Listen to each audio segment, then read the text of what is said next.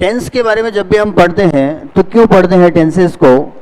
English में हम tenses को क्यों पढ़ते हैं और आपसे क्यों एक्सपेक्ट किया जाता है कि आप टेंसेस की जानकारी रखें? एग्जाम्स में आपसे पूछा जा रहा है, it means they want you to have the knowledge of tenses. वो चाहते हैं कि आपको टेंसेस का ज्ञान हो या है या नहीं।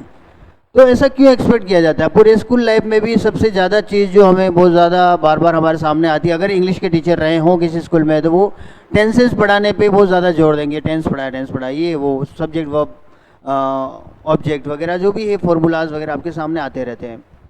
बट इंस्पाइट ऑफ दैट, इस सब के बावजूद भी जो पहली से 12वीं तक 12 साल इंग्लिश पढ़ने के बावजूद भी जो वेल वर्स्ड हमें होना चाहिए इंग्लिश में, टेंसेस में, ग्रामर में, वो सब कुछ कहीं ना कहीं हम लेकुना रह ही जाता हमारा, है ना। तो कुछ चीज़ें ऐसी है कि हम उसको एग्ज़ाम के पॉइंट ऑफ व्यू से तो देखना ही है, उसके साथ साथ हमें एक ग्रामर बेस के रूप में हमें उसको पढ़ना है, उसे जानना है।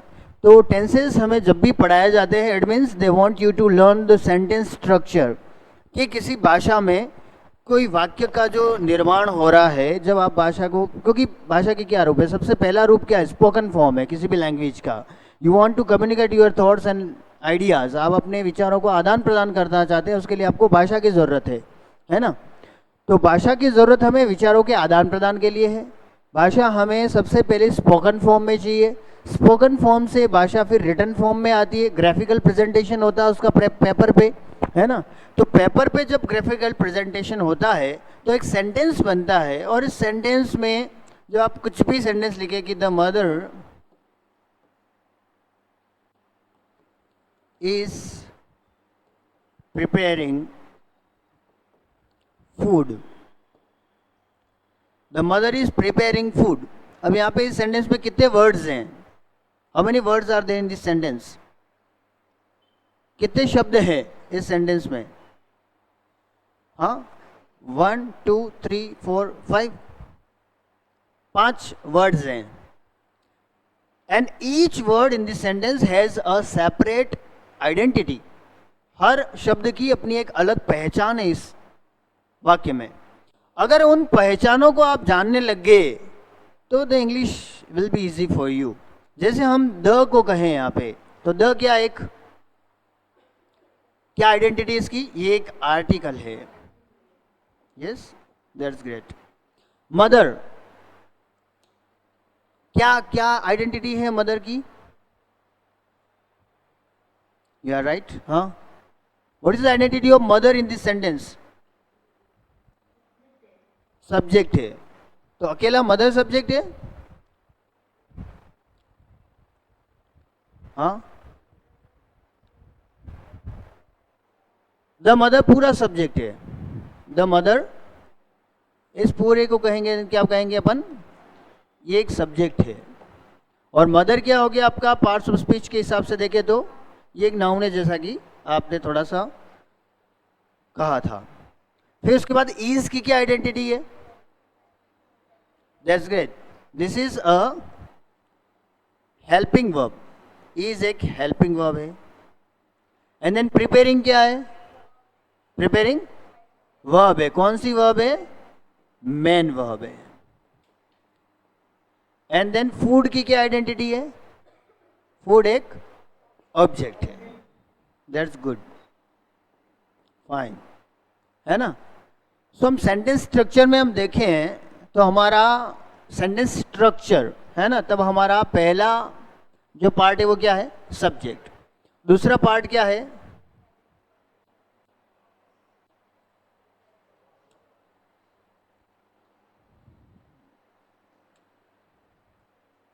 दूसरा पार्ट क्या है? वर्ब। और तीसरा पार्ट क्या है? ऑब्जेक्ट। ठीक है। तो सेंटेंस स्ट्रक्चर, नाउन की हम बात करें उस बाद में कर लेते हैं। आर्टिकल और नाउन फिर ये बीच में कहाँ से आ गए? So when we talk about the parts of speech, यानी प्रत्येक शब्द में, जैसे ये आर्टिकल नाउन है, ये वर्ब है, ये ऑब्जेक्ट फूड भी एक प्रकार की क्या है? नाउन है, संज्ञा है। संज्ञा किसे कहते हैं हिंदी में? व्यक्ति वस्तु स्थान के नाम को संज्ञा कहते हैं। तो any naming word is a noun. Bottle noun है, कूलर नाउन है, ये वो जो कुछ भी हमें यहाँ पे दिख रहा है, जिसको छू सकते हैं, देख सकते हैं, सारी की सारी क्या है? नाउन्स हैं, उनको हमने जो नाम दिया वो नाउन है ना। जिस डिवाइस पे आप बैठे हैं, जिस डिवाइस पे आपने ये अपने सामान रखे हुए हैं, उसको आपने नाम दिया टेबल, बेंच, है ना, तो क्या हो गया, नाउन हो गया। तो सब्जेक्ट के रूप में भी क्या यूज हो रहा है, नाउन यूज हो सकता है। ऑब्जेक्ट के रूप में भी कौन यूज हो सकता है, नाउन यूज हो सकता है। ठीक है, तो नाउन कहाँ कहाँ यूज हो सकता है, सब्जेक्ट के रूप में हो सकता है, ऑब्जेक्ट के रूप में हो सकता है, ठीक है, नाउन हो सकता है। अब हमने यहां पर देखा सेंटेंस स्ट्रक्चर, यानी कोई भी जो सेंटेंस बना,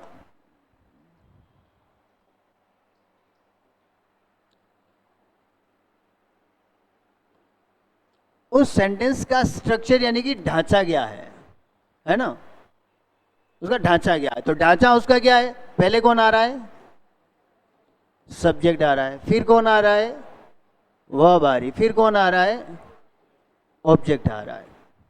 क्या इसके अलावा भी सेंटेंस में कुछ हो सकता है, सब्जेक्ट वर्ब ऑब्जेक्ट के अलावा भी सेंटेंस में कुछ हो सकता है। This is the basic structure of any sentence. किसी भी सेंटेंस का एक बेसिक स्ट्रक्चर या ढांचा हम कहें तो सबसे पहले कौन है, सब्जेक्ट है, फिर वर्ब है, फिर ऑब्जेक्ट। ये बेसिक स्ट्रक्चर हो गया। इसके अलावा और क्या हो सकता है, इसके अलावा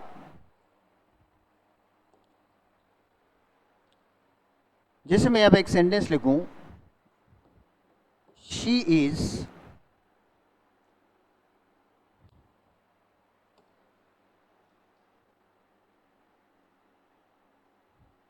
working in an MNC. She is working in an MNC. वो किसी MNC में ना, मल्टीनेशनल कंपनी में काम करती है। वर्क्स भी कह सकते हैं, फर्स्ट फॉर्म भी यूज कर सकते हैं। शी क्या हो गया, यहाँ पे शी की क्या आइडेंटिटी है, सब्जेक्ट है। शी क्या यहाँ पे सब्जेक्ट है। इज वर्किंग क्या हो गई आपकी, ये अपनी हो गई verb. And then in an MNC, ये पूरा क्या हो गया, ये क्या हो गया, ऑब्जेक्ट। ऑब्जेक्ट है ये, इन an MNC, is this an object और नॉट, ऑब्जेक्ट है।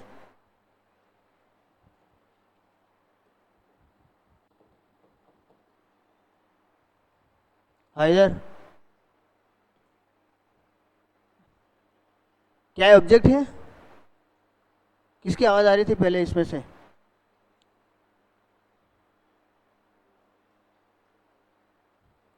सो this is not an object, ये ऑब्जेक्ट नहीं है।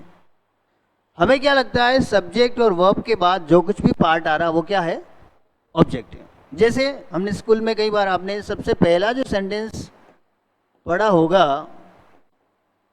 किसी भी टेंस को पढ़ते समय, क्या सेंटेंस पढ़ा हमने, आई गो टू स्कूल, मैं स्कूल जाता हूँ।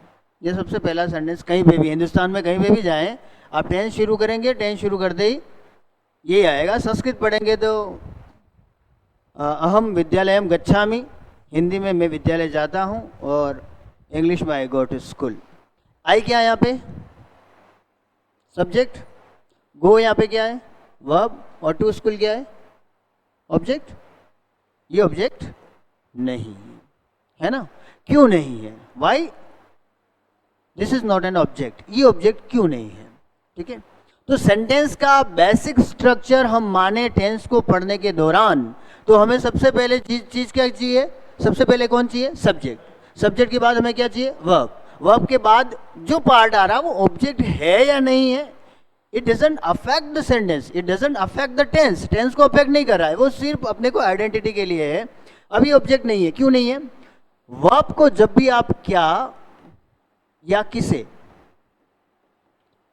हु, व्हाट,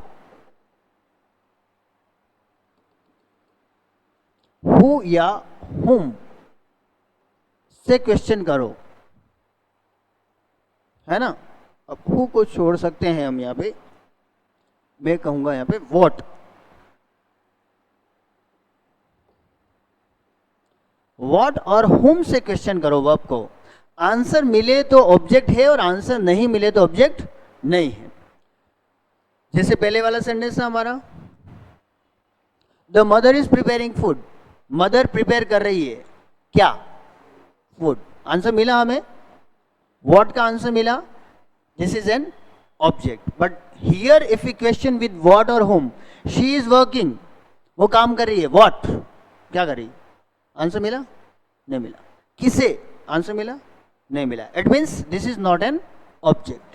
तो जब व्हाट और होम का आंसर नहीं मिले तो वो ऑब्जेक्ट नहीं है, तो फिर है क्या, तब फिर उससे आप कहेंगे एडवर्ब या एडवर्बियल। उसे इंग्लिश में क्या कहा जाता है, एडवर्ब या एडवर्बियल कहा जाता है। ठीक है, these are adverbials, they are not working as an object but in place of that. ये क्या बताते हैं, आपके पास टाइम बताएगा, मैनर बताएगा, प्लेस बताएगा। जब भी टाइम, मैनर और प्लेस की जो कॉन्सेप्ट है, कहाँ, आई गो टू स्कूल, मैं स्कूल जाता हूं, कहाँ जाता हूं, स्कूल जाता हूं, तो ये ऑब्जेक्ट नहीं होके क्या हो गया, ऑब्जेक्ट की बजाय ये क्या हो गया, ये एक एडवर्बियल हो गया। ठीक है, इसे क्या कहोगे आप, एडवर्बियल कहोगे, जो आपको क्या या किसे का जवाब नहीं दे रहा है, जो आपको टाइम की बात कर रहा है, जो आपको प्लेस की बात कर रहा है, जो आपको मैनर तरीके की बात कर रहा है, कैसे। ठीक है, टाइम की बात कैसे, we come here at 7 AM, came कह दो, हम यहां 7 बजे आए, we came here at 7 AM। We क्या है, वी क्या है, जोर से बोलिए, सब्जेक्ट। केम क्या है, वर्ब। हियर यहां कितनी बजे, 7 बजे। ठीक है, तो सब्जेक्ट हो गया, वर्ब हो गई। अब ये हियर और 7 AM क्या है, ये ऑब्जेक्ट नहीं है, क्या है ये, एडवर्बियल है। क्यों है adverbial, because here is talking about place. Here here here किसकी बात कर रहा है, प्लेस की। हम यहां आए, यहां क्या है, ये प्लेस। ओके, और कितनी बजे आए, 7 बजे आए, ये क्या बात कर रहा है, टाइम की। तो जो प्लेस और टाइम की बात करे वो क्या हो जाएगा, एडवर्बियल हो जाएगा। ठीक है, तो सब्जेक्ट और वर्ब के बाद सेंटेंस में जो वर्ड्स आते हैं वो ऑब्जेक्ट होता है, लेकिन ऑब्जेक्ट के अलावा भी होते हैं, और वो क्या होते हैं, टाइम होगा, मैनर होगा, प्लेस होगा, ऐसी चीजें होगी। और वो टाइम, मैनर और प्लेस बताने वाली चीजें ऑब्जेक्ट नहीं होती, वो क्या होती है, एडवर्बियल होती है। ठीक है, तो it means whenever we talk about a sentence structure in English में सेंटेंस स्ट्रक्चर की हम बात करें तो किसी भी सिंपल सेंटेंस में सबसे पहले कौन आएगा, सब्जेक्ट आएगा, फिर कौन आएगा, वर्ब आएगी, फिर कौन आ सकता है, ऑब्जेक्ट, या ऑब्जेक्ट की बजाय या ऑब्जेक्ट के बाद कौन आ सकता है, adverbial. It means if we talk about adverbial, it means हम किसकी बात कर रहे हैं, ऐसे शब्द जो क्या बताते हैं, टाइम या प्लेस या मैनर। मैनर का मतलब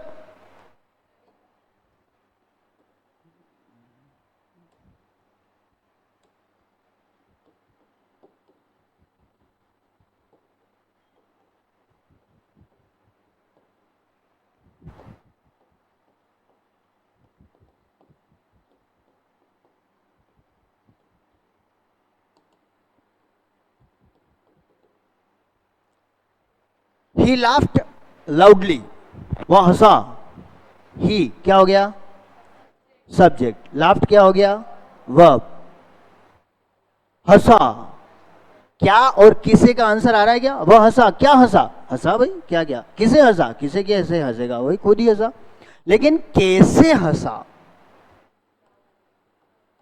इन व्हाट मैनर, किस तरीके से हंसा, कैसे हंसा, लाउडली। तो लाउडली क्या हो गया आपका, एडवर्बियल हो गया। ठीक है, फिर the bus is moving fast, the bus subject, is moving verb, in what manner, कैसे चल रही है, फास्ट, तो फास्ट आपका क्या हो गया, एडवर्बियल। ओके, सो सबसे पहले हम जब विषय प्रवेश कर रहे हैं, बार बार हमारे सामने कुछ चीजें आएगी तो हम उनके बारे में अश्योर हो जाएं कि वो जो हमारे सामने चीजें आ रही वो है कौन। है ना, वो क्या है, बार बार परेशान नहीं हो जब पढ़े तो सेंटेंस स्ट्रक्चर में हमारे पास अभी कितनी चीजें आ गई, 4। पहली चीज सब्जेक्ट, दूसरी चीज वर्ब, तीसरी चीज ऑब्जेक्ट और चौथी चीज एडवर्बियल। अब क्या ये सारी की सारी चीजें एक ही सेंटेंस में आ सकती है?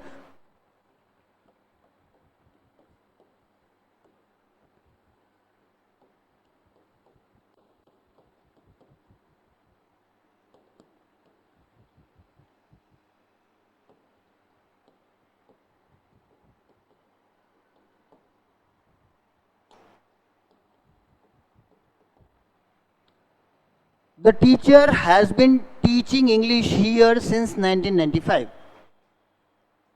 ठीक है, सेंटेंस है, कौन सा टेंस है ये? The teacher has been teaching English here since 1995, कौन सा टेंस है? Present continuous. कौन सा टेंस है? परफेक्ट।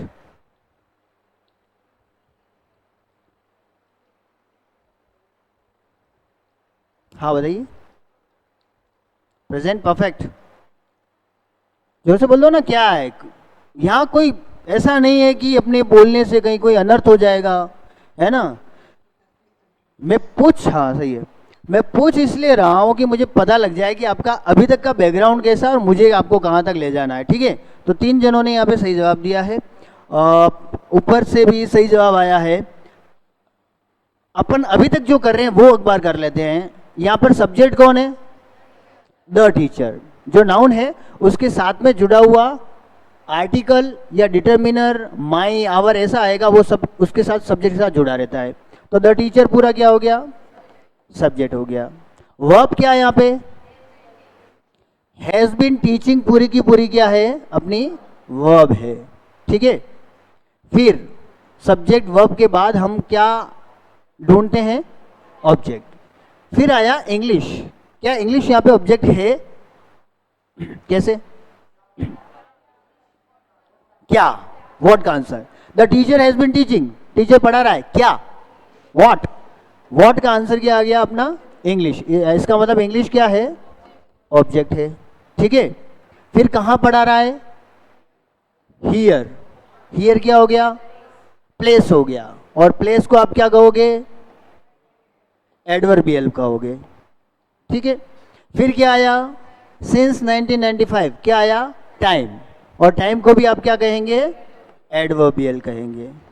ठीक है, तो किसी सेंटेंस में सब्जेक्ट, वर्ब, ऑब्जेक्ट, प्लेस और टाइम अगर सब आए तो इस क्रम में आएंगे। पहले सब्जेक्ट होगा, फिर वर्ब होगी, फिर ऑब्जेक्ट होगा, फिर प्लेस होगा और फिर टाइम होगा। This will be the order of such elements in a sentence. In elements के आने का क्रम ये होगा: subject, verb, object, place, time. Subject, verb, object ठीक है, प्लेस एडवर्बियल है, टाइम भी एडवर्बियल है। ठीक है, तो अभी तक मैंने आपको बहुत ज़्यादा कुछ नहीं पढ़ाया, जो आप जानते हैं समझते हैं उनकी मैंने बात की। लेकिन एक विषय प्रवेश के लिए कि हम सब्जेक्ट के अंदर एंटर करें तो उसके लिए हमारे पास बेसिक इन्फॉर्मेशन हो, हम एग्जैक्टली आइडेंटिफाई करते हो चीज़ों को कि हाँ ये है, ये है। फिर हम आगे टेंस की हम बात करते हैं। एक बार अगर आप लिखना चाहें तो लिख सकते हैं। लिखना है आपको या नहीं ज़रूरी है? इसमें जो आवश्यक लगे वो लिख लीजिए,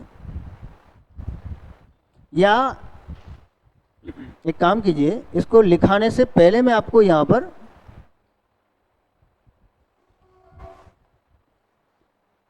ये कह देता हूं। हाँ बताइए। अंग्रेजी टेंस,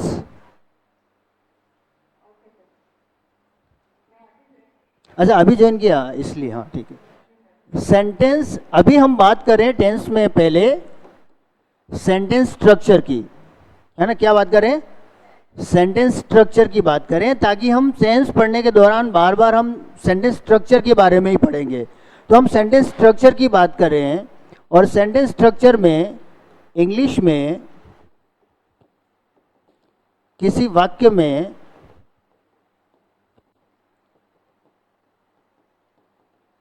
आने वाले शब्दों का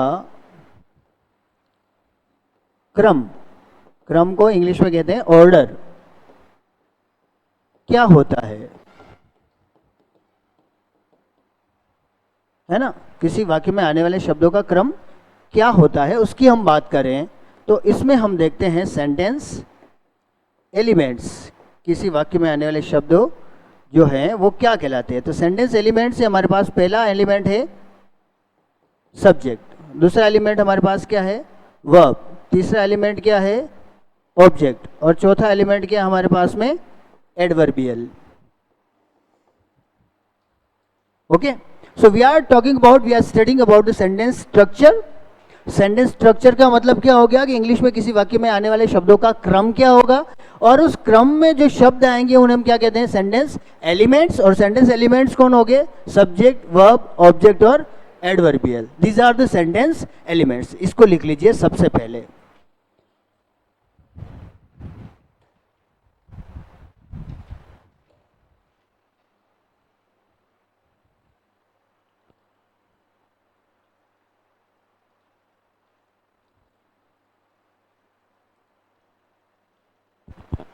So this is the order of the elements coming in a sentence.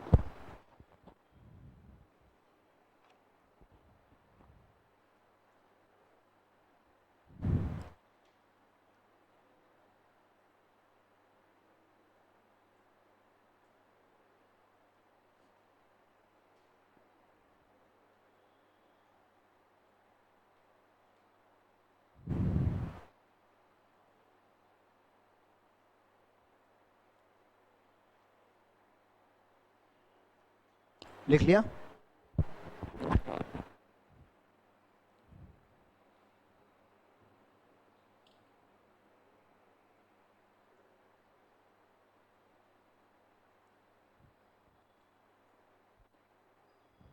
लिख लिया आपने?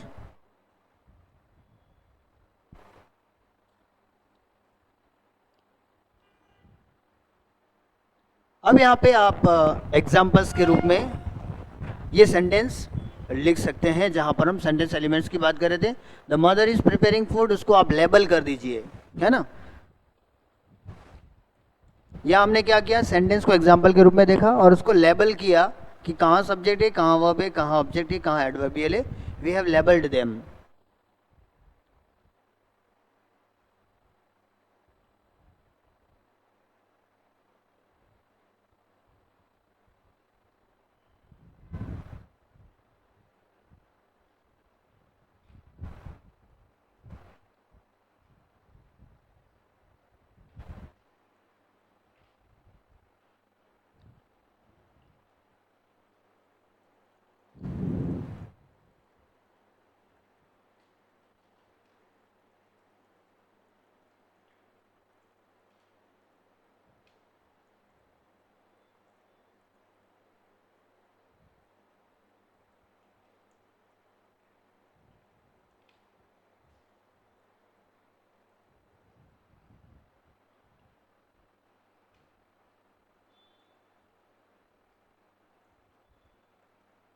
आप अभी आए ना, बाद में? इंग्लिश है आपके? सबसे पीछे बैठे उनको कह रहा हूँ, इंग्लिश है आपके? तो लिखो नहीं यहाँ से।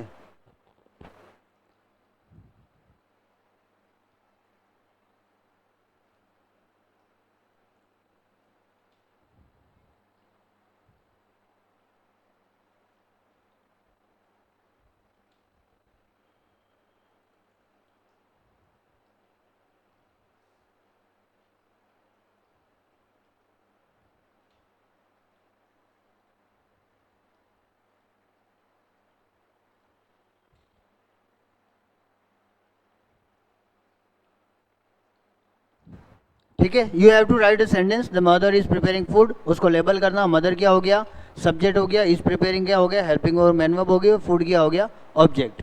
ठीक है, मदर एक नाउन है, फूड भी एक नाउन है, यानी कि सब्जेक्ट और ऑब्जेक्ट के रूप में नाउन हो सकता है। ये हम सेंटेंस का अगर फॉर्मूला देखें, पहले सब्जेक्ट फिर वर्ब और फिर ऑब्जेक्ट, एक बेसिक सेंटेंस पैटर्न में ये आता है।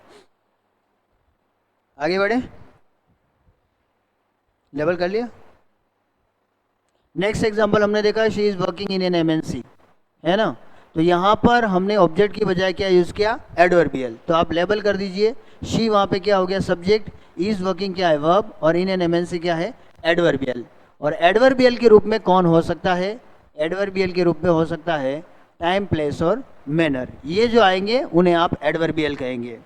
जो समय सूचक शब्द है, ऐसे शब्द जो किसी वाक्य में समय दिखा रहे हैं, प्लेस दिखा रहे हैं या टाइम दिखा रहे हैं, they will be known as adverbials.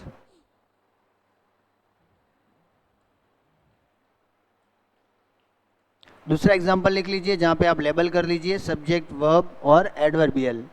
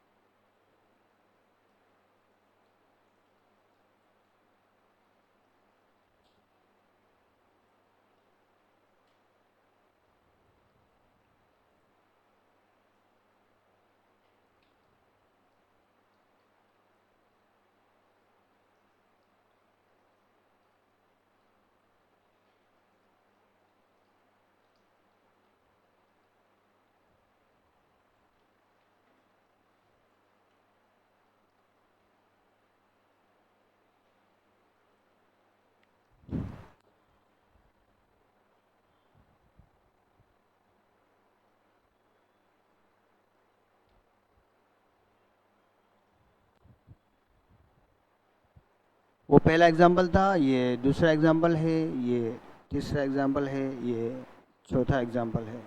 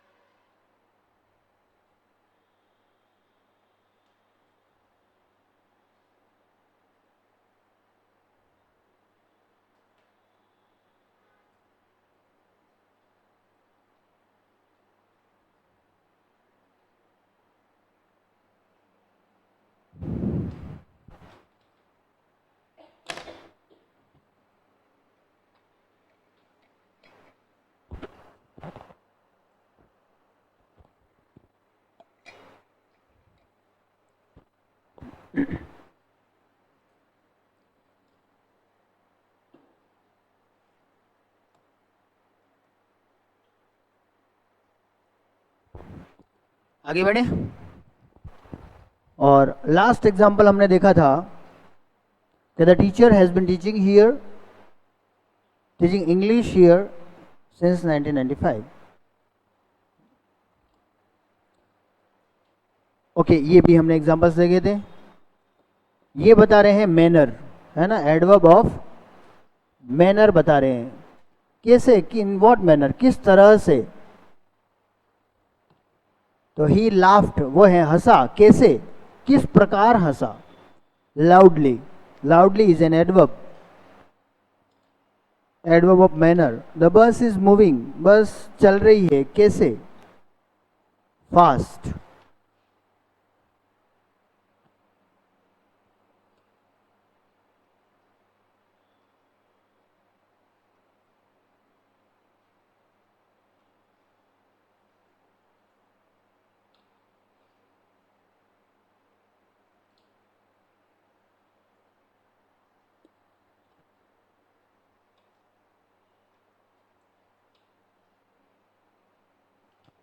तो ये भी क्या कहलाएंगे, एडवर्बियल्स कहलाएंगे, लाउडली और फास्ट।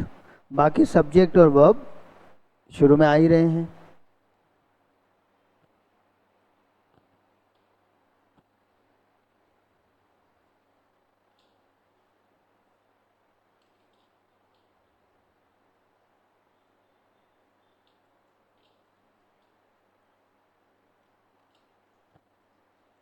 यानी कि बेसिक सेंटेंस पैटर्न में सबसे पहले सब्जेक्ट आया, फिर वर्ब आई, और वर्ब के बाद में आने वाली हर चीज़ ऑब्जेक्ट नहीं है।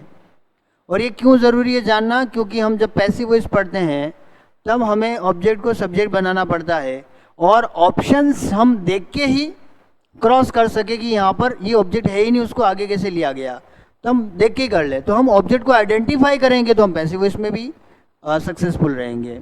देन नेक्स्ट वन, हमने एक और लास्ट एग्जांपल देखा था, the teacher has been teaching English here in since 1995।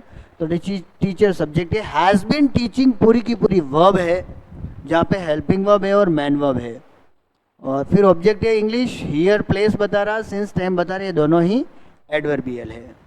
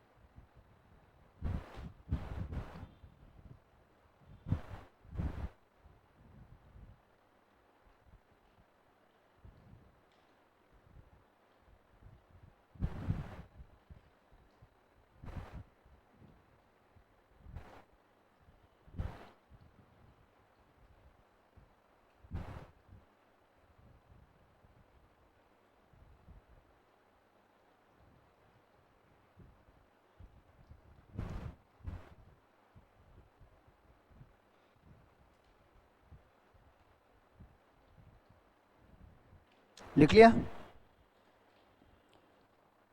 हमने सेंटेंस एलिमेंट्स की बात की, हमने अभी सेंटेंस के 4 एलिमेंट की बात की है, और सेंटेंस के जो 4 एलिमेंट है उसमें पहले कौन आ रहा है, सब्जेक्ट आ रहा है, फिर कौन आ रहा है, वर्ब आ रही है, उसके बाद आ रहा है ऑब्जेक्ट, और उसके बाद आ रहा है एडवर्बियल। सब्जेक्ट के रूप में कौन कौन हो सकता है, अब हम देखें तो सब्जेक्ट के रूप में कौन कौन हो सकता है। सब्जेक्ट के रूप में हो सकती है नाउन या प्रोनाउन। नाउन किसे कहेंगे, जो कोई भी नेमिंग वर्ड है, आपके सबके जो नाम है वो नाउन्स हैं, ठीक है। यहाँ पे हमने कह दिया सरिता किसी का नाम है, यहाँ पे कह दिया हमने संजय किसी का नाम है, हमने कह दिया teacher, father, mother, brother, sister, doctor, engineer, या किसी प्लेस का नाम भी हमने लिख लिया यहाँ पे, एनिमल का नाम लिख दिया हमने। वो सारे के सारे क्या है, नाउन्स हैं, ठीक है। उनके बदले में यूज होने वाले क्या कहलाएंगे, प्रोनाउन। तो प्रोनाउन के रूप में हम कौन कौन से सब्जेक्ट के रूप में यूज करते हैं, I, we, you, he, she, it और दे, ये प्रोनाउन को हम सब्जेक्ट के रूप में यूज करते हैं, ठीक है। आई वी अपना हो गया फर्स्ट पर्सन, यू हो गया सेकंड पर्सन, और ही शी इट दे हो गए थर्ड पर्सन, ठीक है। आई और वी को क्या कहा जाता है, फर्स्ट पर्सन कहा जाता है। यू को क्या कहा जाता है, सेकंड पर्सन कहा जाता है, और ही शी इट को क्या कहा जाता है, थर्ड पर्सन कहा जाता है, ठीक है। तो ये सब्जेक्ट के रूप में यूज हो सकते हैं, या तो किसी का नाम सब्जेक्ट होगा, या नाम नहीं है तो क्या होगे, प्रोनाउन। और प्रोनाउन भी कौन से, आई, वी, यू, ही, शी, दे, ये प्रोनाउंस आपके सब्जेक्ट के रूप में यूज होंगे, है ना। अब इनके अलावा भी कुछ और प्रोनाउंस हैं, वो भी सब्जेक्ट के रूप में यूज हो सकते हैं। जैसे आप कहें, और प्रोनाउंस हैं दिस, दैट, दीज, दोज, ये भी क्या है, प्रोनाउंस हैं, ये भी सब्जेक्ट के रूप में यूज हो सकते हैं। फाइन। अब सब्जेक्ट के बाद जो दूसरा एलिमेंट आ रहा है, वो एलिमेंट क्या है, अपनी वर्ब। वर्ब कितने तरह की हो गई, 2 तरह की होगी वर्ब। यस, कौन कौन सी, हेल्पिंग वर्ब और main verb. Very good, yes yes, very good. हाँ, आप भी, क्योंकि आपकी शक्लें नहीं दिख रही है, आप भी इन्वॉल्व हैं, ये लगता रहे, आप बोलते रहे बीच बीच में जो कुछ भी आपको आता है, कि that you are also involve. तो वर्ब में हेल्पिंग वर्ब और मैन वर्ब। आपसे मैं अगर पूछूं कि इंग्लिश में इन ऑल टोटल कितनी हेल्पिंग वर्ब्स हैं, how many helping verbs are there in English, कितनी है? Very good, very good Kiran, कितनी है? अब तक आई आवाज? 24। How many helping verbs are there? There are 24 auxiliaries और हेल्पिंग वर्ब्स इन इंग्लिश। कौन कौन से बताइए, कौन कौन से वर्ड्स को हम हेल्पिंग वर्ब के रूप में यूज करते हैं इंग्लिश में? Was, were, is, has, have. हाँ, सारी की सारी 24 कौन बता सकता है आप में से? हेल्पिंग वर्ब्स बिखरी बिखरी हम कर सकते हैं, यहां से वहां से इधर उधर से चुना हमने, है ना। तो चुन चुनकर हम कहें तो सबसे पहले हम कहें do, does, did. 3, is, am, are, was, were. 5, कितनी हो गई? 8। फिर हैज, हैव, हैड, 3 और हो गई 11। ये 11 आपकी प्राइमरी ऑक्सिलरीज है। फिर उसके बाद आती है can, could, may, might, shall, should, will, would, must, use to, dare, need not. ठीक है, ये ought to, ये 13 आपकी क्या होगी, मॉडल ऑक्सिलरीज। ये कुल मिलाकर 11 तो प्राइमरी ऑक्सिलरीज, 13 मॉडल ऑक्सिलरीज, कुल मिलाकर कितनी हेल्पिंग वर्ब हो गई? 24 हेल्पिंग वर्ब्स हो गई। फिर मेन वर्ब हम किसे कहेंगे, किसे हम मेन वर्ब कहेंगे? जिस शब्द से किसी कार्य का करना या होना पता चले, वो क्या है? मेन वर्ब है। उठना, बैठना, खाना, पीना, चलना, फिरना, पढ़ना, सुनना, गाना, ये सब क्या है? मेन वर्ब से। अब उसमें कुछ एक्शन वर्ब है और कुछ एक्शन वर्ब्स नहीं है, नॉन एक्शन वर्ब से। ठीक है, जैसे एक्शन वर्ब आपने खेलना, एक एक्शन कर रहे हैं आप, लिखना कोई ना कोई एक्शन हो रहा है। लेकिन कोई व्यक्ति बैठा हुआ है, कोई एक्शन नहीं हो रहा, तब भी वो मेन वर्ब है। सोया हुआ है, लेटा हुआ है, कोई एक्शन नहीं है, तब भी वो मेन वर्ब है। ठीक है, तो एक्शन और non action, main verbs. Fine, 2 तरह की वर्ब की बात हमने की। देन इसको वर्ब्स को हम और आगे बात कर रहे हैं। देन तीसरी चीज क्या है? ऑब्जेक्ट। ऑब्जेक्ट के रूप में भी कौन कौन आ सकता है? ऑब्जेक्ट के रूप में भी आ सकते हैं नाउन या प्रोनाउन। नाउन वही नेमिंग वर्ड्स जो सारे के सारे इधर यूज किए, वो सारे के सारे इधर ऑब्जेक्ट के रूप में भी हो सकते हैं। ठीक है, प्रोनाउन जो ऑब्जेक्ट के रूप में आएगा वो क्या, ये आएंगे, इनका ऑब्जेक्ट फॉर्म आएगा। आई का जैसे ऑब्जेक्ट फॉर्म क्या है? मी। वी का ऑब्जेक्ट फॉर्म क्या है? अस। यू का ऑब्जेक्ट फॉर्म क्या है? यू। ही का ऑब्जेक्ट फॉर्म क्या है? हिम। शी का हर। इट का इट, और दे का देम। तो ये जो प्रोनाउन है उनका ऑब्जेक्ट फॉर्म ऑब्जेक्ट के रूप में आएगा, और कहाँ आएगा? वर्ब के बाद आएगा। ये सारे शब्द कहाँ आ सकते हैं? वर्ब के तुरंत बाद आ सकते हैं, वर्ब से पहले नहीं आ सकते। ठीक है, ये ऑब्जेक्ट फॉर्म होगा। और लास्ट अपना एलिमेंट कौन सा है? एडवर्बियल। तो एडवर्बियल के रूप में हमने अभी देखा कौन कौन यूज होगा? टाइम, प्लेस और मैनर। ठीक है।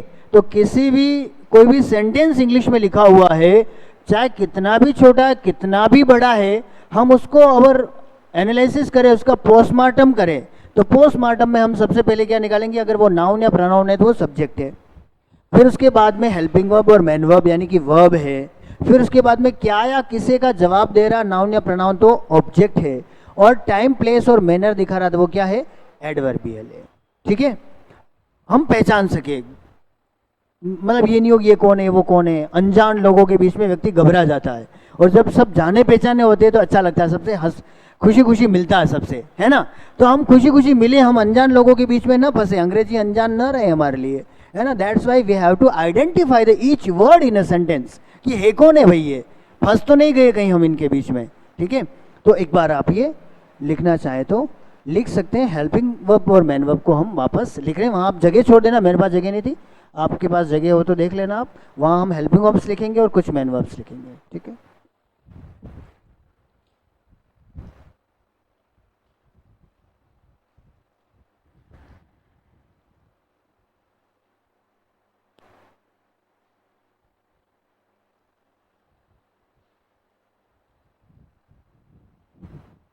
अब मैं सीधे टेंस से भिड़ जाता आपके सामने तो हो सकता है कि वही परेशानी आती जो आपने स्कूल लाइफ से झेली हो, है ना।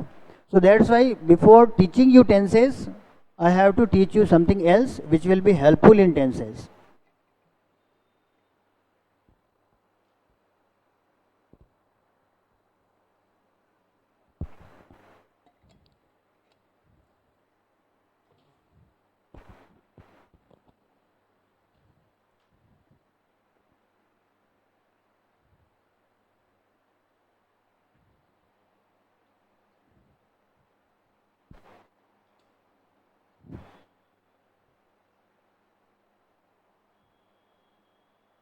ये क्या लिखा था,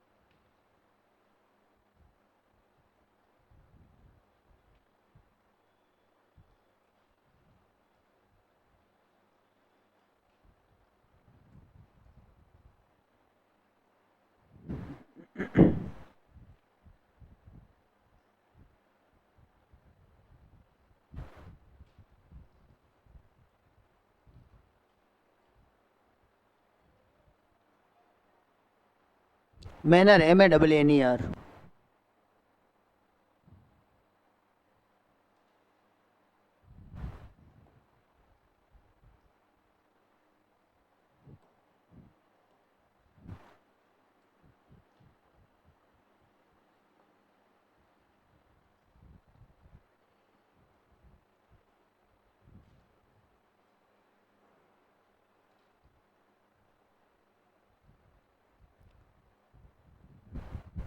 वहाँ स्क्रीन पे पूरा बोर्ड दिख रहा है ना आपको।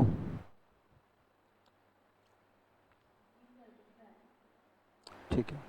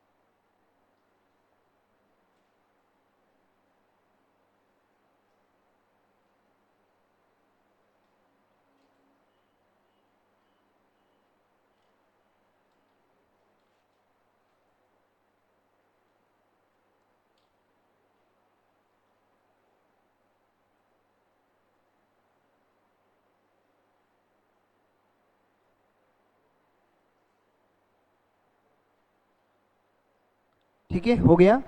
तो सेंटेंस एलिमेंट में पहली चीज़ जो सेंटेंस की शुरुआत में कोई भी चीज़ आएगी उसे हम सब्जेक्ट कहेंगे, और सब्जेक्ट के रूप में कौन कौन हो सकता है, नाउन या प्रोनाउन हो सकता है। उसके बाद जो आएगी वो चीज़ें हेल्पिंग वर्ब होगी, वर्ब होगी। वर्ब में कौन कौन हो सकता है, हेल्पिंग वर्ब और मैन वर्ब। उसके बाद ऑब्जेक्ट और उसके बाद एडवर्बियल। अब हम हेल्पिंग वर्ब और मैन वर्ब की हम बात करें, बढ़े आगे बढ़े।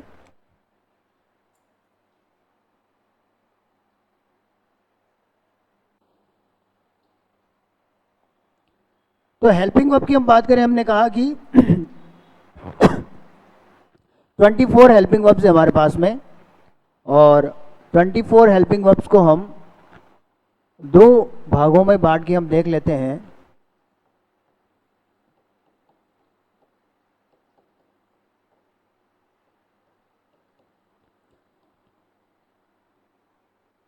डू, डज और डिड। फिर है इज, एम, आर, वॉज और वर। देन है हैज, हैव और हैड। ये कितनी हो गई,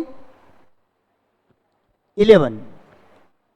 कितनी हो गई ये, 11। ये 11 कहलाती है अपनी प्राइमरी ऑक्सिलरी, जो टेंस में काम आती है। ठीक है, ये प्राइमरी ऑक्सिलरीज है।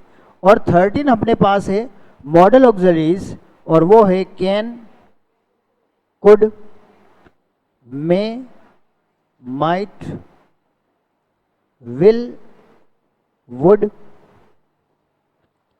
shall, should, must, ought to, used to, need और dare। ये 13 अपनी कहलाती है मॉडल ऑक्सिलरीज, यानी कि मॉडल्स हम यहाँ पे लिख लें, ये मॉडल ऑक्सिलरीज है। So these are helping verbs. These 24 helping verbs are there, and out of them 11 are known as primary auxiliaries: do, does, did, is, am, are, was, were, has, have, had। ये do प्रकार की है जो do से बनती है। ये be प्रकार की है जो be से बनती है। be का मतलब क्या होता है, be, इंग्लिश में be का मतलब क्या होता है, होना। be का मतलब होना। I am, मैं हूँ। You are, आप हैं। He is, वह है। She is, वह है ना। तो है, हूं, था, ये होना बता रहे हैं सबके सब। इज, एम, आर, वॉज, वर। तो ये किसके रूप में, बी के फॉर्म्स हैं। ठीक है। देन हैव के ये फॉर्म्स हो गए तीनों। हैव का मतलब किसी के पास होना या रखना, पास में होना। उसके 3 रूप हो गए, हैज, हैव और हैड। ठीक है। तो डू के डू, डज, डिड, बी से is, am, are, was, were, और हैव से हैज, हैव, हैड बनते हैं। ये 11 हेल्पिंग वर्ब्स हैं और 13 मॉडल ऑक्सिलरीज है। ठीक है।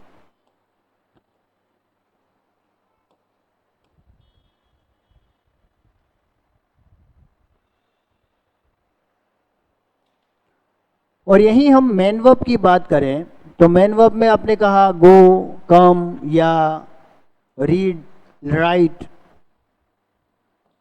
प्ले, जिनसे किसी कार्य का करना या होना पता चले, और उनके आप वर्ब के फॉर्म्स यूज करते हो प्रेजेंट पास्ट में।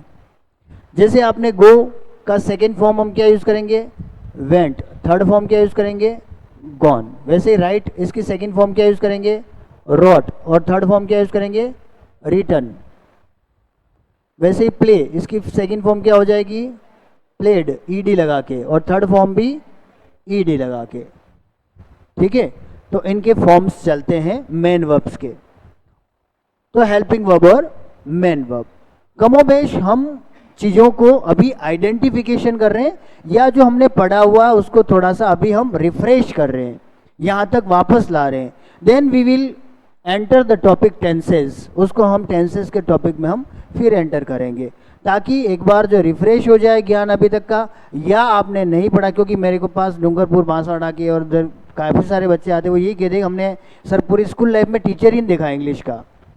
तो ऐसे स्थितियाँ भी होती है कुछ कुछ में। मैं सबको सब चीज़ों को ध्यान में रखते हुए बेसिक से शुरू किया है मैंने। ठीक है।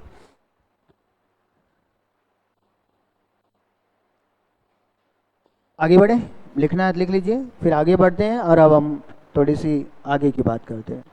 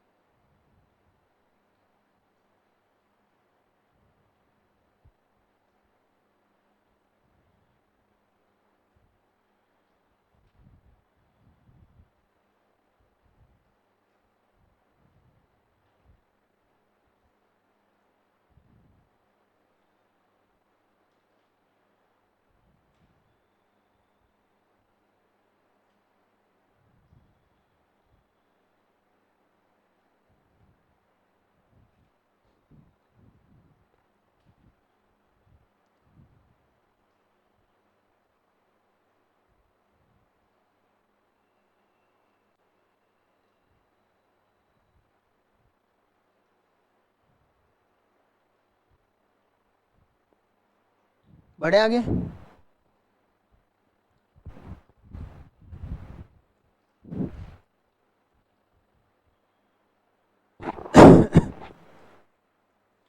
अब हम टेंस की आगे बात करें,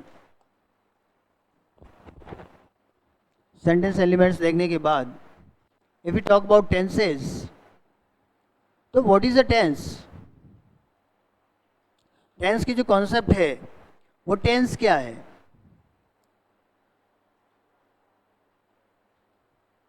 वर्ब की फॉर्म जो टाइम दिखाए वो टेंस है। यानी टेंस किसके ऊपर डिपेंड है? सबसे ज्यादा वर्ब पे डिपेंड है ना? जब भी हम टेंस की बात कर रहे हैं, it means we have to learn the verb, the form of the verb. Tense किस पे डिपेंड है? सबसे ज्यादा वर्ब पे डिपेंड है। जो वर्ब की फॉर्म जो टाइम दिखाए वो टेंस है। तो हमें जो फॉर्मूला स्कूल लाइफ में हम बोलते रहे कि सब्जेक्ट प्लस वर्ब की first form plus object, subject plus मतलब पूरा फॉर्मूले पे जाने की जरूरत नहीं। हमें क्या चाहिए? सिर्फ और सिर्फ वर्ब को आइडेंटिफाई करना है। वर्ब को आपने आइडेंटिफाई किया, इसमें it means you have identified the tense. आपने टेंस को आइडेंटिफाई कर लिया, ठीक है? तो the form of verb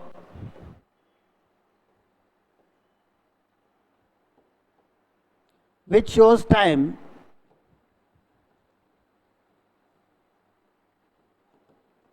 is tense, वो टेंस है। अब वर्ब की फॉर्म क्या क्या टाइम दिखाएगी?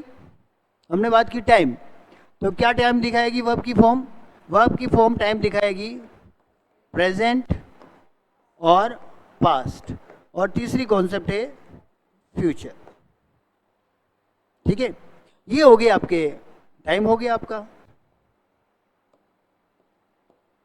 अब इसके एस्पेक्ट्स कितने हैं? We know about the tense and its aspects. अब इसके एस्पेक्ट्स क्या क्या है? इन तीनों ही टाइम को, इन तीनों ही टेंसेस के सबको चार एस्पेक्ट में हम पढ़ते हैं।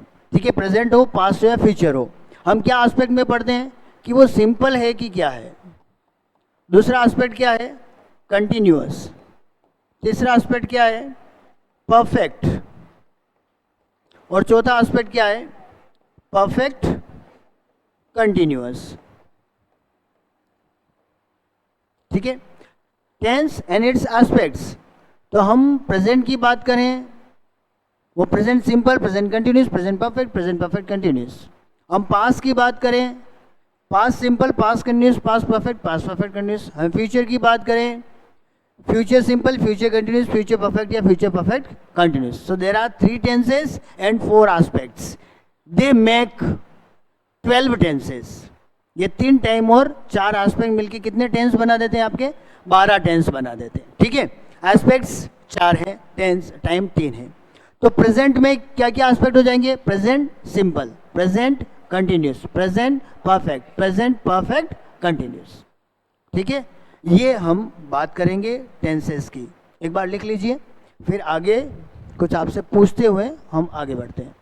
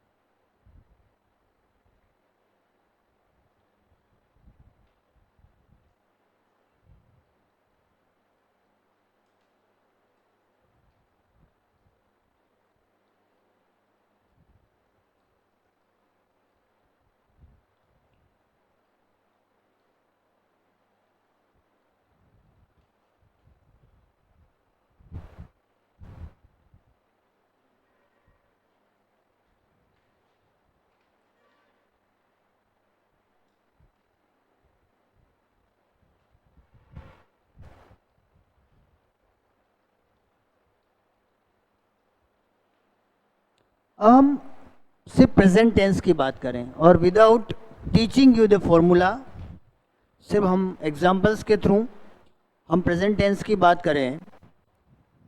बढ़े आगे।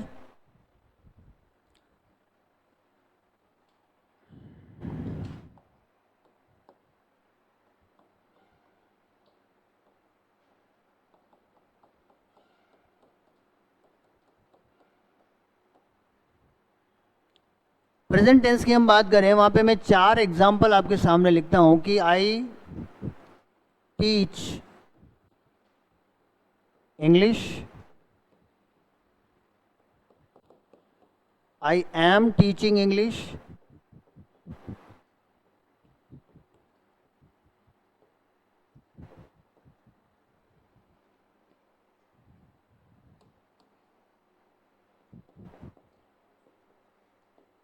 I have taught English here. And fourth one, I have been teaching English for 20 years.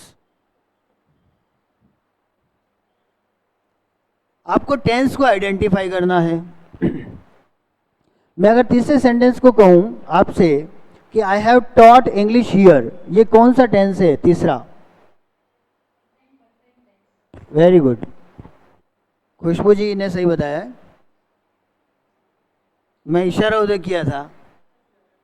अब हम सीधे अगर मतलब ये सेंटेंस में हम देखें तो सबसे शुरू में कौन आया? सब्जेक्ट, फिर कौन आया? वर्ब, फिर कौन आया? ऑब्जेक्ट। ठीक है, subject verb object subject verb. हमको किस पे स्टिक करना है? वर्ब पे। सब्जेक्ट के बाद कौन आ रहा है? टीच क्या है अपनी? वर्ब है। एम टीचिंग क्या है? वर्ब है। हैव टॉट क्या है? वर्ब है। और हैव बीन टीचिंग वर्ब है ना? हमें वर्ब पे फोकस करना है, तो वर्ब पे फोकस किया। Teach, am teaching, have taught, have been teaching. Teach verb की कौन सी फॉर्म है? मेन वर्ब की कौन सी फॉर्म है? ये फर्स्ट फॉर्म है। और मेन वर्ब की फर्स्ट फॉर्म आपका कौन सा टेंस दिखाएगी? सिंपल। तो कौन सा टेंस हो गया ये? Present simple. ठीक है, फिर जब भी बी की फॉर्म आ रही है, किसकी फॉर्म आ रही है? हेल्पिंग वर्ब के रूप में बी की फॉर्म आ रही है। बी की फॉर्म कौन कौन सी है? बी की कौन कौन सी? पीछे पलटा, पेज पलटो, देखो। Is, am, are, was, were. बिल्कुल ठीक है, किरण जारोली सही बताया। Is, am, are, was, were आपने भी सामने सही बताया।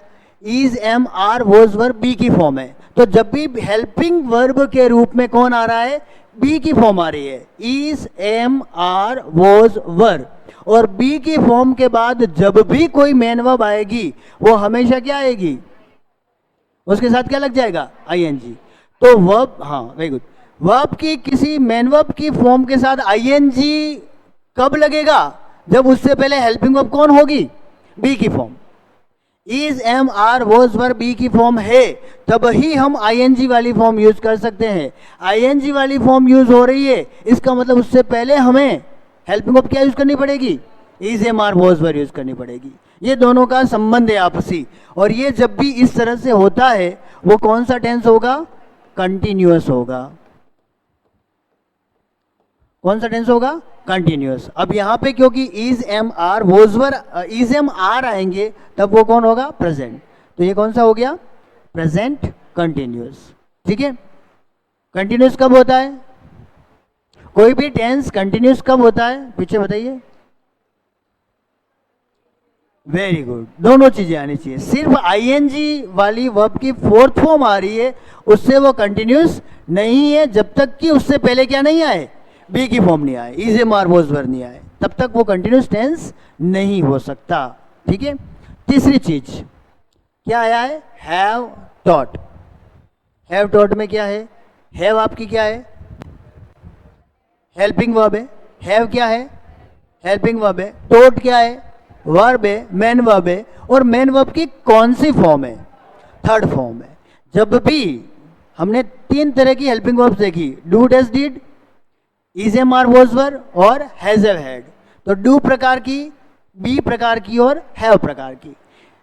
डू प्रकार की जो हेल्पिंग वर्ब है उनके बाद हमेशा वर्ब की फर्स्ट फॉर्म आएगी। बी प्रकार की, बी प्रकार में कौन कौन सी है? बी टाइप की, बी, बी का मतलब क्या होता है? बी का मतलब क्या होता है? होना। बताया ना मैंने, बी का मतलब क्या होता है? होना। तो जो होना बताए वो कौन सी हेल्पिंग वर्ब से? इज, एम, आर, वॉज, वर। ये पांच जो है वो क्या बताती है? होना, एग्जिस्टेंस, अस्तित्व बताती है। है ना, किसी की आइडेंटिटी बताती है। लेकिन हेल्पिंग वर्ब के रूप में बी की फॉर्म्स जब भी आ रही है उसके बाद हमेशा क्या आएगी, वर्ब की फोर्थ फॉर्म आएगी। और कौन सा टेंस होगा, कंटिन्यूअस। ठीक है। हैव टाइप की कितनी है, 3। हैव टाइप की हेल्पिंग वर्ब कितनी है, कौन कौन सी, हैज, हैव, हैड। हैव प्रकार की जब भी कोई हेल्पिंग वर्ब आ रही है और उसके बाद कोई मेन वर्ब भी आ रही है तो वो मेन वर्ब हमेशा क्या होगी, वर्ब की थर्ड फॉर्म होगी। ठीक है। हैज, हैव, हैड, कौन कौन सी पीछे बोलो, हैज, हैव, हैड के बाद अगर कोई भी मेन वर्ब की फॉर्म आ रही है तो वो मेन वर्ब की कौन सी फॉर्म होगी, थर्ड फॉर्म होगी। तो ये हेल्पिंग वर्ब होगी हैव, और उसके बाद ये है टॉट क्या हो गए, वर्ब की थर्ड फॉर्म। और ये कौन सा टेंस कहलाएगा, ये कहलाएगा परफेक्ट। और क्योंकि हेल्पिंग वर्ब प्रेजेंट की है इसलिए ये प्रेजेंट परफेक्ट है। ठीक है। फिर आगे आपका चौथा tense, I have been teaching English for 20 years. Okay. अब इसको आइडेंटिफाई करना है। आईएनजी आ रहा है तो क्या है, ये कंटिन्यूस है। लेकिन हैव आ रहा है तो क्या है, परफेक्ट है ना। So this is the combination of two tenses. Continuous और परफेक्ट इन दोनों टेंसेस का कॉम्बिनेशन है। और वो क्यों है, क्योंकि कोई काम पहले से चला आ रहा है और अब आगे भी और चल रहा है, खत्म नहीं हुआ है। जैसे हम 7 बजे, 7:15 जो भी है, 7 बजे से पढ़ रहे हैं और अभी भी हमने क्लास खत्म नहीं की है, आगे और भी पढ़ रहे हैं। इसलिए कौन सा टेंस होगा, ये वाला होगा। और ये वाला जब टेंस होगा तब हैव के साथ हमने थर्ड फॉर्म लगाई, आईएनजी से पहले हमने बी की फॉर्म लगाई। तो हम साइंटिफिकली हम देखें, ग्रामेटिकली हम देखें तो हैव के तुरंत बाद आईएनजी नहीं आ सकता और आईएनजी से तुरंत पहले हैव नहीं आ सकता। परफेक्ट और कंटिन्यूस दोनों है, तो इसलिए क्या किया, हैव आया तो हैव के साथ क्या चाहिए, हमें थर्ड फॉर्म चाहिए। तो किसकी थर्ड फॉर्म लगाई हमने, बी की। बी की थर्ड फॉर्म क्या हो गई, बी, और थर्ड फॉर्म क्या है, बीन। बी की first form be, second form was were, third form been. तो हमने हैव के बाद वर्ब की थर्ड फॉर्म लगाई बीन। और चूंकि आईएनजी बिना बी की फॉर्म के नहीं आता तो हमने बी लाए, भले ही थर्ड फॉर्म है। तो हैव बीन टीचिंग, यहां पर हेल्पिंग वर्ब हो गई, ये दोनों हेल्पिंग वर्ब हो गई। हैव भी हेल्पिंग वर्ब, बीन भी हेल्पिंग वर्ब, और वर्ब की कौन सी फॉर्म आ गई, फोर्थ फॉर्म। कौन सा टेंस हो गया, ये टेंस कहलाएगा परफेक्ट भी है और कंटिन्यूस भी है, तो ये टेंस कहलाएगा perfect continuous. Okay. So these are the 4 aspects of time, simple, continuous, perfect, perfect continuous. Simple में हमेशा वर्ब की कौन सी फॉर्म आ रही है, फर्स्ट फॉर्म। कंटिन्यूस में हमेशा क्या होगा, हेल्पिंग वर्ब आएगी, कौन सी, बी की फॉर्म, और उसके बाद वर्ब की कौन सी फॉर्म आएगी, आईएनजी वाली फॉर्म आएगी, और वो क्या कहलाएगा अपना कंटिन्यूस। फिर अपना तीसरा एस्पेक्ट क्या है, perfect.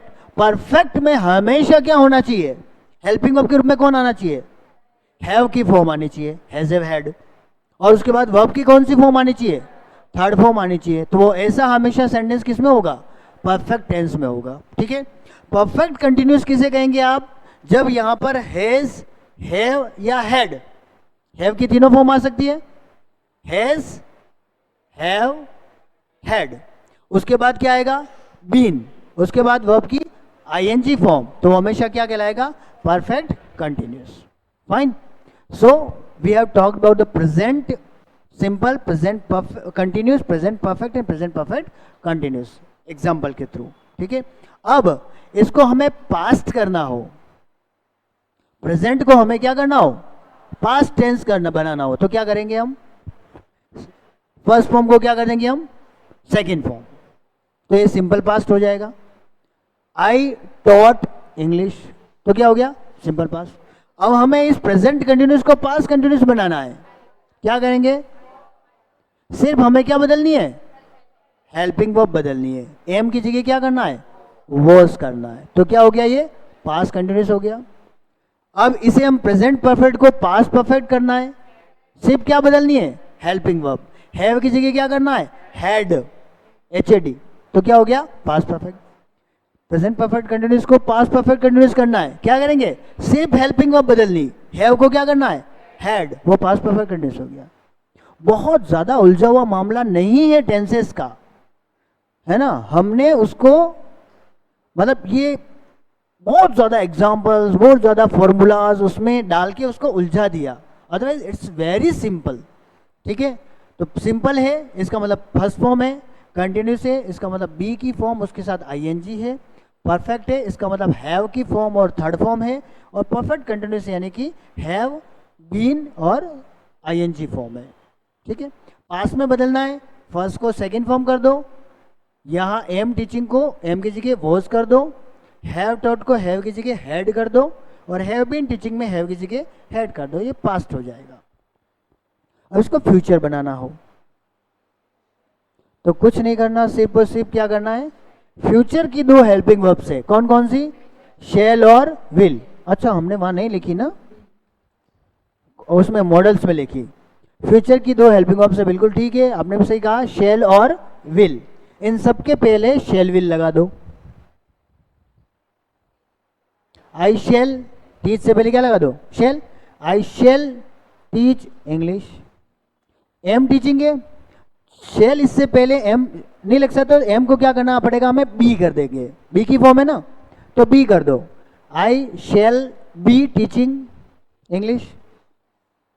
Perfect, I shall have taught, have taught से पहले क्या लगा दो, शेल लगा दो, और हैव बीन टीचिंग इससे पहले भी शेल लगा दो, I shall have been teaching, बस शेल लगा दो। तो फ्यूचर बदलने के लिए हमें क्या करना है, इनसे पहले सिर्फ शेल और विल लगाना है। सिर्फ बी की फॉर्म को हम इजेमार वोजवर की बजाय उससे उसको क्या बना देंगे, बी बना देंगे, फर्स्ट फॉर्म बना देंगे। ठीक है, तो बी हो जाएगा। थोड़ी क्या पिक्चर क्लियर है आपके दिमाग में, इसको एक बार लिख लीजिए, फिर इसको आप पास्ट बनाइए इनको।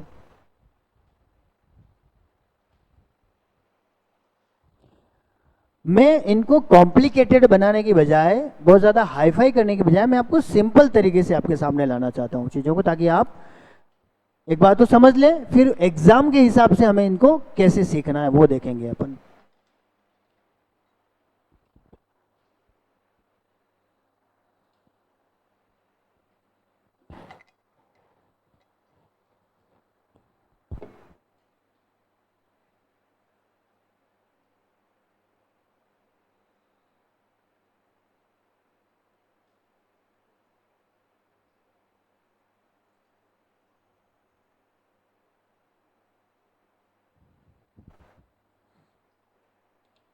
ये दो एग्जाम्पल मैं अगले पेज पे ले लेता हूँ, और यहाँ पे थोड़ा मैं डिस्क्राइब कर देता हूँ।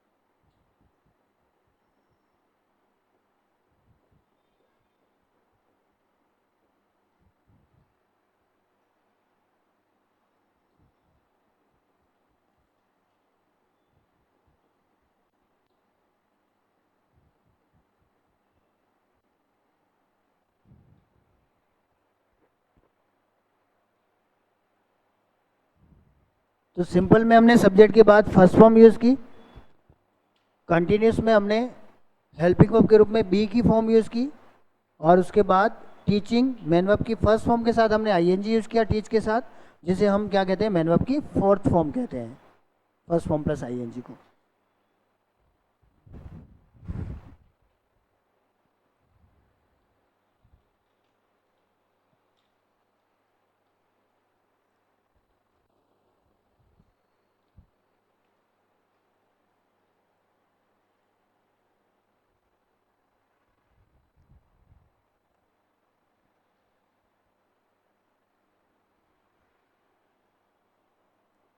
अब यहाँ सब्जेक्ट के अनुसार थोड़ा सा वेरिएशन हो जाता है सिंपल प्रेजेंट में। आई के साथ हमने टीच, लेकिन ही के साथ हम क्या यूज करेंगे,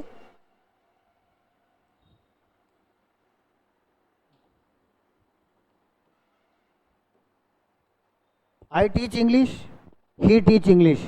इज इट करेक्ट और नॉट? तो ये अंग्रेज लोग ने क्या कर दिया, थोड़ा सा यहाँ पर क्या लगा देते हैं, ये ES कब, जब सब्जेक्ट के रूप में ही, शी, इट थर्ड पर्सन है, आई फर्स्ट पर्सन, द स्पीकर बोलने वाला, you second person, the listener सुनने वाला, और third person he she it क्या है, जिनके बारे में बात की जा रही है। तो जब थर्ड पर्सन सिंगुलर यानी कि ही, शी या इट होते हैं, तो फर्स्ट फॉर्म के साथ ही अंग्रेज लोगों ने क्या कर दिया, एस या ES, टेंस तो वो सिंपल प्रेजेंट ही है, एस या ES लगा दिया उसके साथ, ठीक है। तो ये वेरिएशन यहाँ पर है, फर्स्ट फॉर्म के साथ एस या ES। कंटिन्यूस में हम हेल्पिंग ऑफ कौन कौन सी यूज कर सकते हैं, हम तीनों हेल्पिंग ऑफ यूज कर सकते हैं यहाँ पर,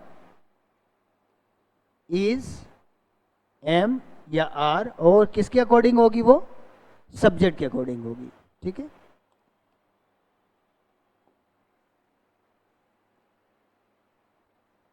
आगे बढ़े।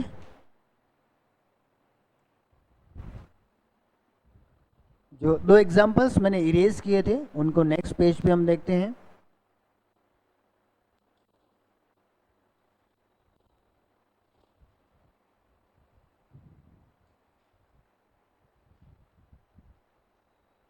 बढ़े, हाँ। तीसरा हमने देखा था, I have taught English here, और हैव टॉट, हैव यहाँ पर हेल्पिंग वर्ब है, और टॉट यहाँ मेन वर्ब की थर्ड फॉर्म है, और टेंस अपना ये हो गया परफेक्ट। अब यहाँ पे थोड़ा सा वेरिएशन क्या हो सकता है, यदि सब्जेक्ट यहाँ पर ही, शी या इट आ जाए, तब हमें हेल्पिंग ऑफ हैव की बजाय क्या यूज करनी है, बस हैज। टेंस वही है, हम हेल्पिंग ऑफ को अलग आइडेंटिफाई करेंगे, हैव की बजाय हैज, वही परफेक्ट टेंस है, ठीक है। तो ये वेरिएशन हेल्पिंग वर्ब का वेरिएशन है, टेंस वही है, थर्ड पर्सन सिंगुलर के साथ जैसे सिंपल प्रेजेंट टेंस में हम एस या ES लगाते हैं, वैसे परफेक्ट में हम उसकी हैव की बजाय हैज यूज करते हैं हेल्पिंग वर्ब को।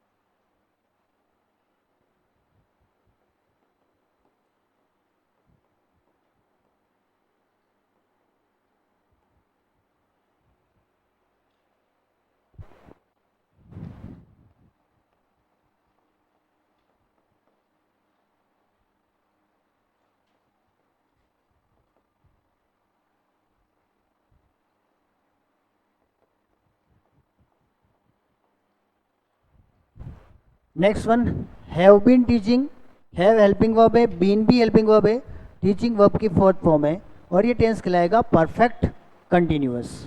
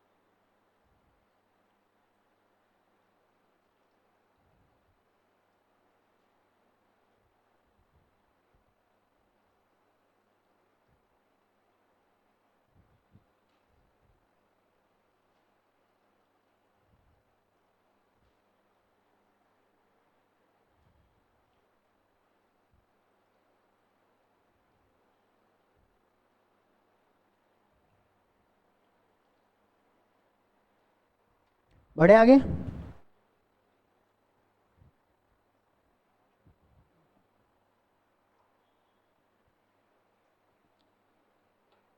अब हम ये इसे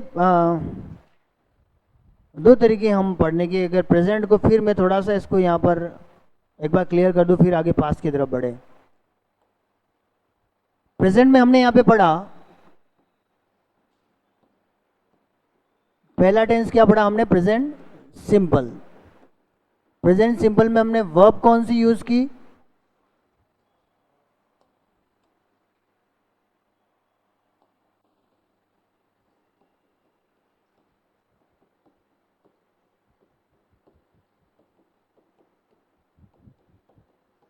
प्रेजेंट सिंपल में वर्ब कौन सी यूज की हमने, वर्ब की फर्स्ट फॉर्म। या अगर सब्जेक्ट चेंज है तो फर्स्ट फॉर्म के साथ हमने क्या किया, थोड़ा सा, हाँ, मेन वर्ब की फर्स्ट फॉर्म के साथ एस या ई एस भी यूज कर सकते, ये सिंपल प्रेजेंट टेंस में यूज होता है।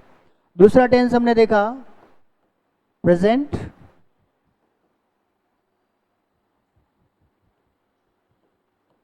कंटिन्यूअस। वहां हम क्या करेंगे, हेल्पिंग वर्ब यूज करेंगे। यहाँ पे अभी हमने हेल्पिंग वर्ब की बात नहीं की, यहाँ हमें हेल्पिंग वर्ब यूज करेंगी, करनी पड़ेगी। और वो कौन सी है, वो हेल्पिंग वर्ब है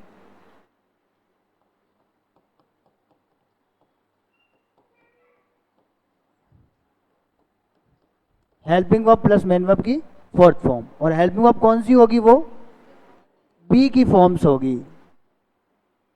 और प्रेजेंट में बी की फॉर्म्स कौन कौन सी यूज होगी, इज, एम, आर। और उसके साथ यहाँ वॉज नहीं होगी प्रेजेंट में, इज, एम, आर। और उसके साथ हम मेन वर्ब की फोर्थ फॉर्म यानी कि first form plus I N G use करेंगे। ठीक है। तीसरा टेंस हमने देखा प्रेजेंट परफेक्ट। हमने क्या यूज की पहले, उसमें भी हमें हेल्पिंग वर्ब यूज करनी पड़ेगी।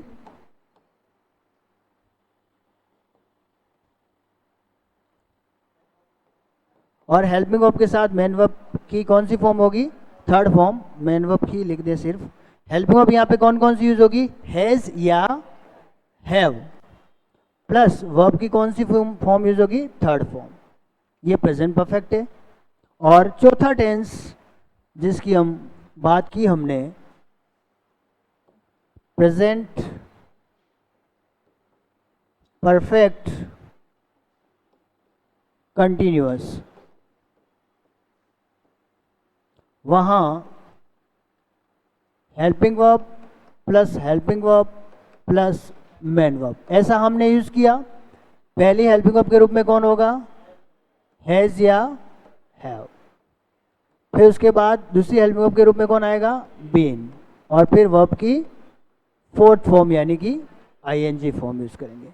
सो this is the basic scenario of present tense. Present tense में हमने सिंपल की बात की, प्रेजेंट सिंपल की, वर्ब की फर्स्ट फॉर्म, वेरिएशन है फर्स्ट फॉर्म के साथ एस या ई एस। प्रेजेंट कंटिन्यूस जहां पर हेल्पिंग वर्ब के रूप में हम बी की फॉर्म यूज करेंगे, इज, एम, आर, और वर्ब की फोर्थ फॉर्म। प्रेजेंट परफेक्ट जहां हेल्पिंग वर्ब के रूप में हम यूज करेंगे हैज और हैव और वर्ब की third form. Present perfect continuous जहां हम हेल्पिंग वर्ब के रूप यूज करेंगे has, have plus been plus verb की फोर्थ फॉर्म। ठीक है, लिख लीजिए।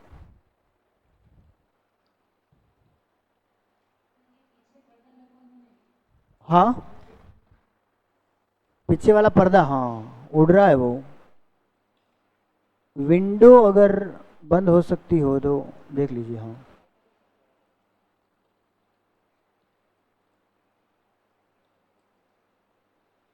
ठीक है।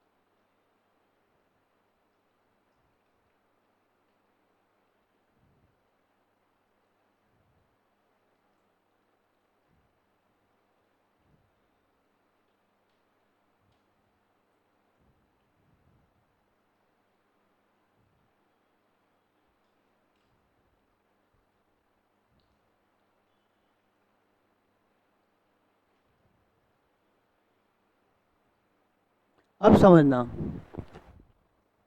प्रेजेंट कंटिन्यूस टेंस में is am are plus verb की फोर्थ फॉर्म आती है। जैसे कुछ एग्जांपल्स आप बताइए प्रेजेंट कंटिन्यूस के, बोलिए कुछ भी बोलिए प्रेजेंट कंटिन्यूस का। हाँ, I am studying, very good, we are studying. हाँ, where you are writing, you are not writing. सच तो बोलो, झूठ क्यों बोल रहे हो, कुछ तो फर्जी वाक्य बना बना के तो हम सही नहीं सीख पाए। ओरिजिनल बनाओ जैसे इन्होंने कहा अभी। हाँ, I am speaking, that's good. और बताइए। लेकिन हमने इज एम आर के बाद फोर्थ फॉर्म यूज की, इज एम आर के बाद फोर्थ फॉर्म नहीं आए। जैसे यू आर अ गर्ल,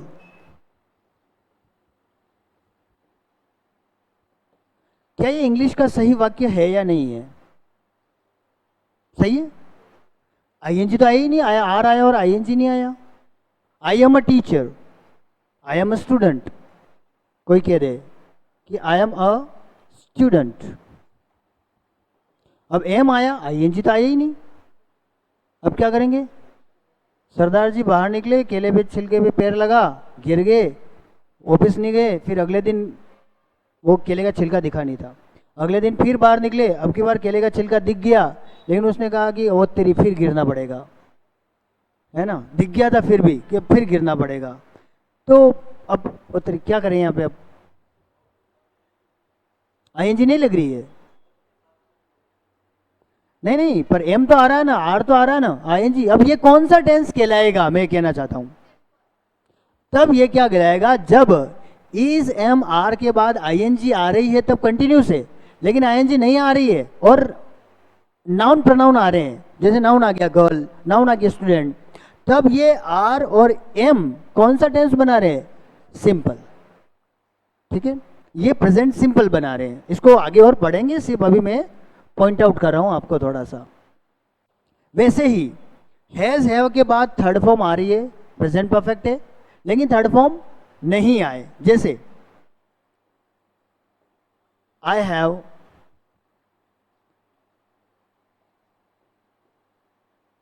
ठीक है कुछ भी लिख, आई हैव अ पेन, मेरे पास एक पेन है, आई हैव अ पेन।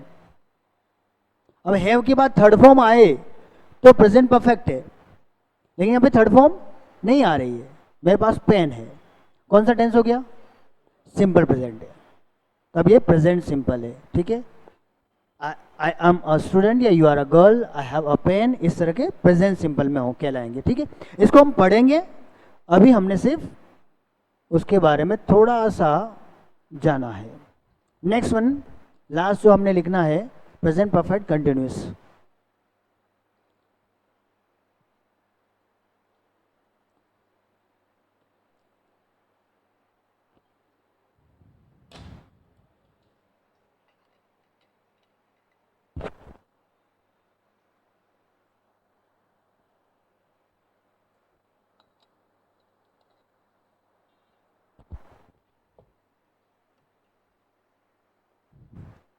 लिख लिया?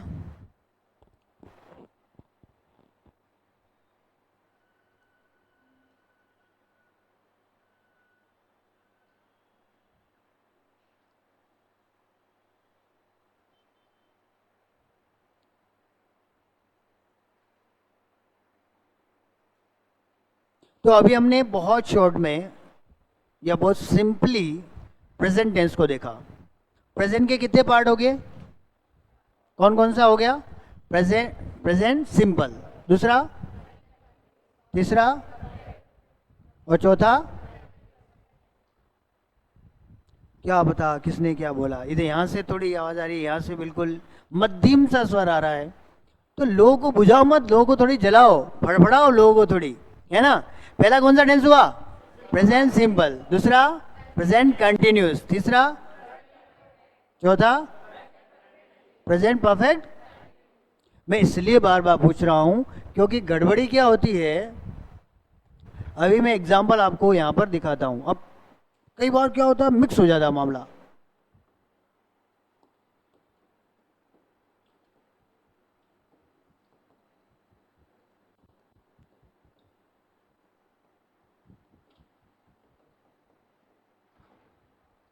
He is tired of playing cricket. कौन सा टेंस है, इसको दिखाओ, बताओ आप, ये कौन सा टेंस है? He is tired of playing cricket. Present continuous. एक जवाब आया, प्रेजेंट कंटिन्यूअस, मतलब सही गलत जो भी है, एक जवाब है ये। और कौन सा टेंस है? पास्ट। कौन सा पास्ट है? कौन सा टेंस है ये? थोड़ा गेस वर्क तो करो, बताओ कौन सा टेंस है? He is tired of playing, पीछे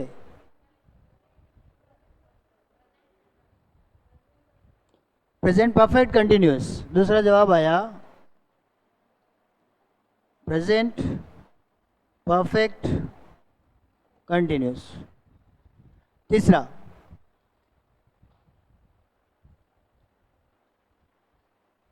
कौन सा टेंस है?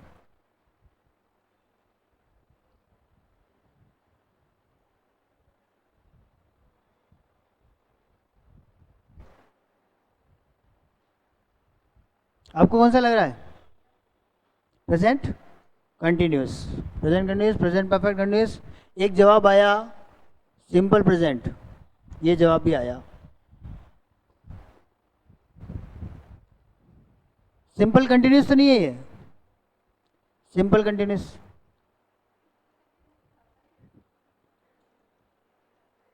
बस ये आज ही नहीं आया जवाब, बाकी ये भी आता है। सिंपल कंटिन्यूअस कौन सा टेंस है? बताइए बताइए जल्दी, सब जने। प्रेजेंट कंटिन्यूअस, आप बताइए। प्रेजेंट, ये तीन जवाब इनमें से गलत है, नया बताओ। ये तीनों गलत है, नया बताओ। ये तो गलत है प्रेजेंट कंटिन्यूअस तो।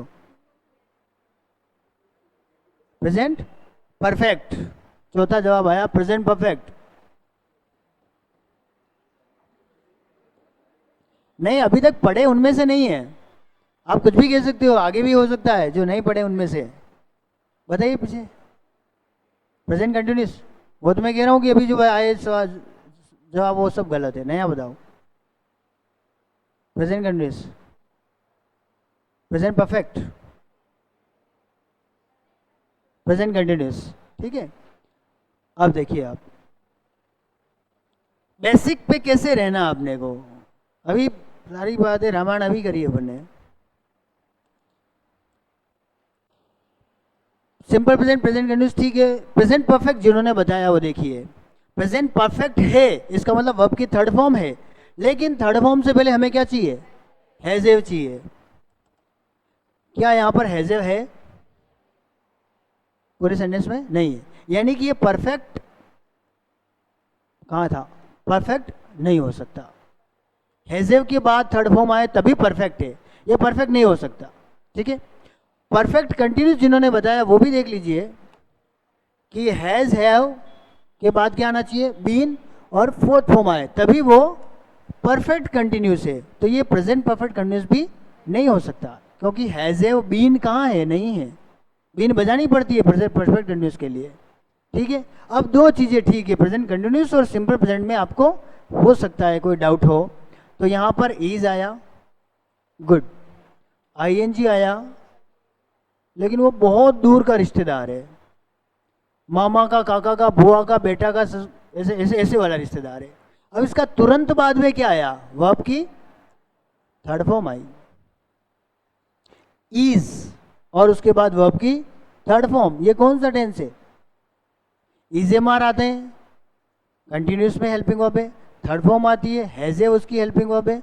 ये कौन सा टेंस है? तो जब इज एम आर के बाद में वर्ब की थर्ड फॉर्म आए और ये बता रहा है थका हुआ, ये एक एडजेक्टिव यानी विशेषण की तरह काम कर रहा है, तब ये सिंपल प्रेजेंट है, प्रेजेंट कंटिन्यूस नहीं है। आप तीनों ने सही कहा था, ठीक है। मैं इग्नोर कर रहा था आपकी बात को, इसलिए कर रहा था, मैं ऑप्शन नहीं लिख रहा था। सिंपल प्रेजेंट है। कौन सा टेंस है? क्यों है? क्योंकि इज एम आर के बाद यहाँ पर आईएनजी तुरंत बाद नहीं आई है। आईएनजी किसकी वजह से आई है? ऑफ की वजह से आई है। क्या आपके सिलेबस में प्रीपोजिशन भी टॉपिक है? प्रीपोजिशन जिनके टॉपिक हैं या नहीं भी है तब भी हमें प्रीपोजिशन जानने चाहिए। टू के अलावा किसी भी प्रीपोजिशन के बाद कोई मेन वर्ब आएगी तो वो हमेशा आईएनजी आएगी, लेकिन वो टेंस नहीं दिखाएगी। ये ऑफ की वजह से आईएनजी आया है, ये टेंस नहीं दिखा रही है। ठीक है, टेंस कौन दिखा रहा है? ये दोनों दिखा रहे हैं। और इजेम आर के बाद जब थर्ड फॉर्म आए तो वो परफेक्ट नहीं है। इज एम आर के बाद थर्ड फॉर्म आए तो वो परफेक्ट नहीं है। परफेक्ट कब होगा? जब थर्ड फॉर्म कब आए? उनसे पहले हैज है हो और थर्ड फॉर्म हो तो परफेक्ट है। इजेम आर के बाद थर्ड फॉर्म आए तो परफेक्ट नहीं होके क्या हो जाएगा? सिंपल हो जाएगा। ठीक है, क्लियर? तो बेसिक जो है ये चीजें वो लगती छोटी है। ये बिहारी के दोरे देखन में छोटे लगे घाव करे गंभीर, तो ये छोटी बातें हैं, लेकिन इनको सही समझना कि थर्ड फॉर्म से पहले हमेशा क्या आना चाहिए?